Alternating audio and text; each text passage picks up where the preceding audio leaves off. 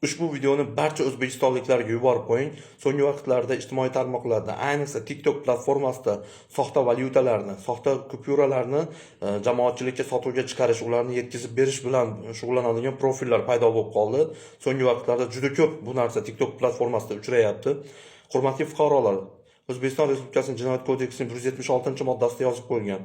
Xoh u O'zbekiston, xoh u chet el kupyurasi bo'lsin, O'zbekiston hududida soxtalashtirilganligi aniqlangan holatda 176-moddaga asosan ozodlikni cheklash, ozodlikdan mahrum etish bog'liq bo'lgan javobgarliklarga tortiladi.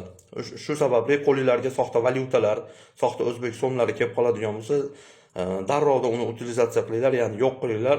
Sizni qo'lingizda bo'lmasa, boshqa birovlarning qo'liga tushgan holatda kimdir buni bilib qolib, ichki ishlar xodimlariga xabar beradigan bo'lsa, boshqa birovlar jabr ko'rib qolish ehtimoli bor. Shuning uchun ogoh bo'laylik. Shunaqa profillarni ko'rganinglarda albatta jalba tashlab, ularning profillarini yopilishiga harakat qilishimiz kerak. Chunki bu narsa o'zimizni ichimizdan chiqyapti.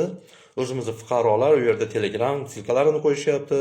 O'sha biz bilan aloqaga chiqishingiz mumkin. Ochiqdan ochiq bu narsani jinoyatchilikka targ'ib qiladi. Bu jinoyat. Siz undan olib kimgadir berishingiz yoki suviner sifatida foydalanmoqchi edim degan narsa bu sizni javobgarlikdan saqlab qolmaydi.